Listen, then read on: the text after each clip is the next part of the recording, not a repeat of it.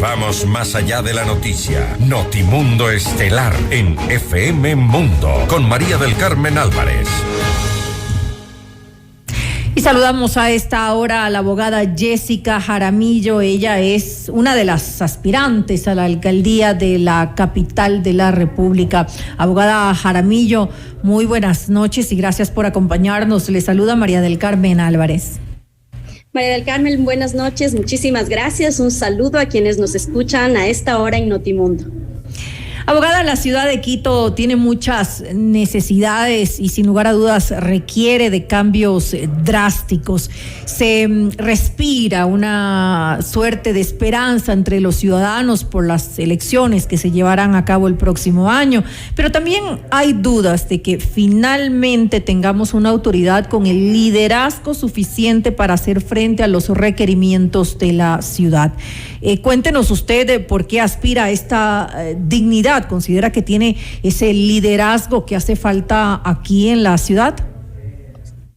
Sí, es importante decir que hemos probado que tenemos ese liderazgo porque cuando la ciudad estaba abandonada, se habían vulnerado los derechos de la ciudad, de los ciudadanos, los derechos de los vecinos, que finalmente es la ciudad y las instituciones del municipio de Quito es de todos, pertenece a toda la ciudad, pues nosotros actuamos con la convicción de remover a quien en su momento estaba mal administrando la ciudad. Así que hemos probado nuestro liderazgo, no solamente con decir las cosas, sino con hacer las cosas. Y hoy queremos llevar este proceso que ha sido un proceso histórico, un proceso liderado por los ciudadanos, lejos de los políticos tradicionales que en el proceso de remoción ni asomaron, ¿no es cierto?, para decirle a la ciudad, aquí estamos y vamos a construir un mejor futuro para todas y todos, un futuro con mayor reactivación económica, con mejores condiciones para el empresariado, con mejores condiciones volviéndolo al municipio amigo del empresario,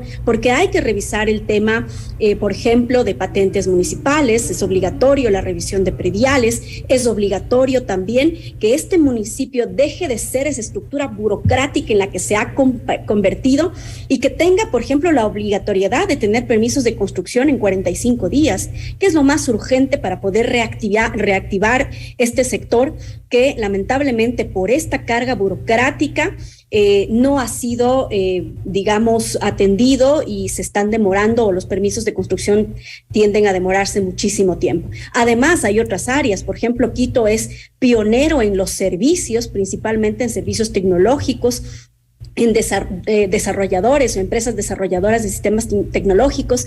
Tenemos que fortalecer esos servicios, así como también hay que fortalecer el turismo a esta capital que es, yo diría, de las más hermosas de América Latina y que se merece ser tratada como lo que es una gran ciudad capital, pero sobre todo lo que queremos plantear aquí es principalmente lograr traducir en una realidad eso que nosotros llamamos el derecho de ciudad. Ese derecho de ciudad es el derecho de los ciudadanos, de las ciudadanas, pero también las obligaciones y la corresponsabilidad entre todos. Ahora, abogada Jaramillo, ya vimos lo que pasó pues en las últimas elecciones, donde un voto disperso llevó a un candidato con tan solo el 21.3% a ser el alcalde de la ciudad. ¿No considera usted que es tal vez momento de unirse entre aquellos que de alguna manera son de la misma tendencia para evitar que esto vuelva a darse y que tengan mayor legitimidad si son electos? Mire, yo soy una socialdemócrata, lo he sido toda mi vida. No comparto con ciertas tendencias, digamos, más de derecha o más de izquierda. No, los extremos no están en mi horizonte ideológico y creo que es importante plantear un proceso de centro, ¿no? Centro político que le permita a esta ciudad volver a tener oxígeno y volver a tener políticas públicas. Pero le voy a decir algo que es importante, que dice el profesor Ludolfo Paramio: ni mercadofobia ni mercadocracia. La ciudad necesita equilibrios, la ciudad necesita técnicos, la ciudad necesita líderes con capacidad de decidir. En esta ciudad no se ha decidido por la gente hace muchísimos años. Por eso es importantísimo darles hoy el mensaje a todos los ciudadanos que nos escuchan, precisamente sobre esta opción, que es una opción nueva, es una opción ciudadana, pero sobre todo es una opción alejada de los partidos políticos tradicionales, porque lo que han dañado los políticos no lo van a resolver los políticos, lo tenemos que resolver los ciudadanos. Y por eso, y por el pedido de la gente, pero también porque hemos logrado un proceso de construcción ciudadano, es que vamos hacia la alcaldía en el año 2023 para darle a esta ciudad una mirada diferente, una mirada sí con la herramienta de la política pública para el crecimiento económico, pero también una mirada con la política pública de desarrollo social. ¿Qué significa esto? Significa que el municipio tiene la obligación de dar accesos a los ciudadanos, no dádivas, eso es otra cosa, accesos, a eso se refieren las políticas sociales. Hemos pensado mucho, por ejemplo, en el retorno de los guaguacentros. ¿Cuánta falta le hace a la madre de familia quiteña que vive en Quito y que requiere un guaguacentro para que su hijo o su hija tenga tranquilidad y pueda dejarlo en tranquilidad en un espacio de estos seguro? Hay que potenciar nuevamente ese proyecto para poder volverlo a inaugurar y darles atención a las madres. Las mujeres, cuando entramos en política, y esto es importante decirlo, le damos otra visión a la política, una visión mucho más humana, alejada de la simple obra de infraestructura, que es quizá una obra importante, pero no que atiende al ser humano. Para nosotros lo prioritario, lo esencial, lo importante son los seres humanos. Pero lo dije hace un momento, abogada, la autoridad debe estar necesariamente revestida de legitimidad, y eso solamente se podría lograr, se podría obtener si es electo o electa con un alto porcentaje de votos. ¿Usted considera que tiene opciones reales para llegar a ser alcalde, que va a tener ese alto porcentaje de votos? O simplemente estamos haciendo lo que ya se ha hecho con anterioridad, que es dividir el número de votos, y lastimosamente el populismo sale ganando con esto? Mire, le voy a decir algo que es importantísimo. Primero, hay que normalizar el término alcaldesa. Creo que además la Constitución lo dice, alcaldes y alcaldesas, y eso hay que empezar a normalizar. Segundo, y eso es parte de romper los techos de cristal. Segundo, me parece que es importante desterrar de esta competencia a los políticos tradicionales, a los que han estado lucrando de la política, viviendo de candidatura en candidatura. Por eso es que hemos tomado la iniciativa de ir con gente nueva y diferente en esta contienda. ¿Por qué los que han vivido de la política no toman la decisión de retirarse? ¿Por qué siguen insistiendo en vivir y seguir viviendo y lucrando de la política, cuando son ellos los que no tienen posibilidades? Nosotros tenemos una cifra que es reveladora. Tenemos el 40% de reconocimiento, y lo más importante, no tenemos techo. No tenemos techo y podemos crecer. Ahora, ¿de dónde sacó esa cifra?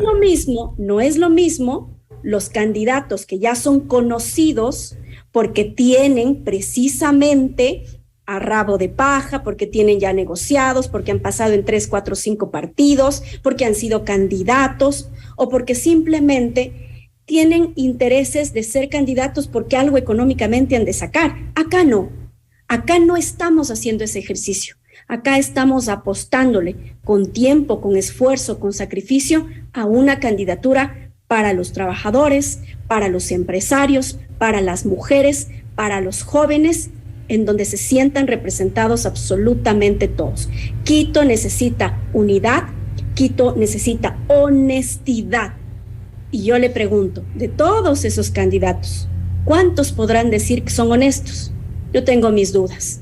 Así que creo que es importante de una vez por todas darle la oportunidad a una alternativa diferente, a una alternativa con gente que ha venido trabajando en el barrio, pero que también han venido trabajando los técnicos en sus niveles de atención. También han venido empresarios que se han sacado la mugre en el sector privado y que también conocen los problemas del municipio y del sector privado y que hay que entrar a solucionarlos. Esa es la apuesta que tenemos que hacer ahora. Esa es la apuesta que le estamos dando una alternativa a la ciudad para que pueda salir adelante, porque como dijo Michelle Bachelet en una intervención, ¿no es cierto?, esta ciudad, en su caso este país, pero aquí en Quito, esta ciudad la vamos a levantar con la mano izquierda y con la mano derecha, con ambas manos. Hablemos. Es momento de que todos entremos en ese proceso. Brevemente conversemos acerca de temas prioritarios que necesitarían pues de esta transformación, de estos cambios drásticos aquí en la ciudad de Quito. Uno de ellos es el tema de la estructura administrativa del municipio. ¿Cómo la cambiaría? Usted ya había manifestado con anterioridad que no es funcional. Mire, es necesario hacer toda una reforma administrativa que contemple dos grandes ejes. El primero, una adecuada carrera administrativa para los funcionarios municipales. Actualmente, un funcionario que entra con $800 puede jubilarse con lo mismo.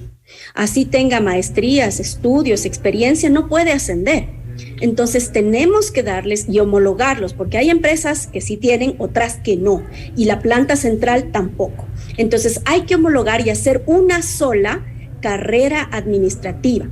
Revisar y evaluar instituciones públicas para que no existan duplicidad de funciones. Eso es parte de la reingeniería administrativa y sobre todo de una reingeniería de procesos. Las administraciones zonales tienen que volver a ser lo que en principio se pensó que iban a ser, alcaldías menores, que deben tener dos grandes cosas para poder funcionar: planificación en el territorio de su gasto público y presupuestación participativa con la gente, porque quien sabe los problemas de la ciudad son los vecinos de los diferentes barrios de Quito.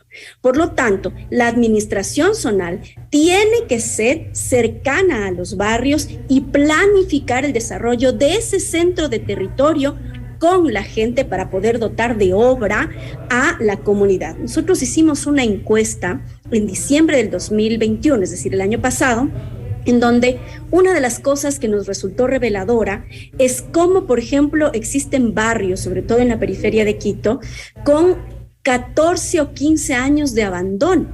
Es decir, que no han recibido en más de una década una sola obra por parte del municipio y el Distrito Metropolitano de Quito. Si la alcaldesa o el alcalde logra solucionar los problemas básicos del metro cuadrado de las personas en su barrio, en su territorio, va a tener mucha legitimidad para gobernar, pero sobre todo si hace las cosas bien. Y yo sí pienso que la gente puede sentir cuando uno le habla o cuando le mira a los ojos, quién le dice la verdad, quién le habla desde el corazón y con las ganas de cambiar las cosas, y quién le miente, quién solamente está por un interés personal o particular. Es hora de entrar al municipio de Quito a cambiar de una vez por todas las cosas y hacer con mucha firmeza un trabajo profundamente profesional, pero también profundamente humano. ¿Qué decir de los más de 20,000 funcionarios que tiene el municipio cuando en realidad solamente se requeriría de poco más de la mitad? Habría tal vez una reducción en el número de funcionarios. Usted lo dijo hace un momento, habría que verificar que haya más eficiencia en los cargos, que se maneje de mejor manera, que no haya duplicidad en las funciones. Le voy a decir un dato que es muy importante. Existen cerca de 1,500 cargos de libre nombramiento y remoción en el municipio de Quito. Todos esos cargos hay que evaluarlos, porque le doy otro ejemplo. En el mercado mayorista, que es una empresa pública, ¿sabe cuánto gana, por ejemplo, el gerente? Cerca de $3,500. ¿Cuánto gana un subgerente? $2,500. ¿Sabe qué han hecho con el mercado mayorista? Absolutamente nada, porque existen varios informes de Contraloría que dicen que esta institución no es sustentable, no es sostenible en el tiempo, no puede reinvertir sus propios recursos. ¿Sabe qué hay que hacer en el municipio? Tomar decisiones adecuadas para poder sanear todo lo que es las finanzas municipales. Eso no significa que se va a dejar de atender a los sectores sociales, porque todo gobierno o administración responsable claramente debe atender a los sectores sociales, pero tiene que mejorar su gasto público. También es importante, por ejemplo, el tener claridad sobre en qué y para qué se gasta. El problema que hemos tenido es que esto de la ejecución presupuestaria las pone a correr a los funcionarios fin de año, a lo mejor en el mes de junio, en el de diciembre, y en lugar de haber entregado una obra, contratan luces. Eso pasó el año pasado con una administración zonal. Entonces, la calidad del gasto público debe medirse en función de atender a los ciudadanos y las ciudadanas. Así que nuestra propuesta tiene 5 ejes. El eje económico y de reactivación productiva, creo que hay que darle mucha fuerza a ese enfoque. El eje de transporte y movilidad, el eje de seguridad, en donde hay que hablar muchísimo de prevención, porque hay algunos alcaldes que dicen, no, el municipio no puede hacer seguridad. Mentira. Sí puede hacer prevención de la violencia. En Quito, el 60% de las llamadas de fin de semana al ECU 911 es por violencia intrafamiliar. Ahí tiene que hacer una política pública, un plan, un programa, un proyecto el municipio de Quito para reducir ese índice.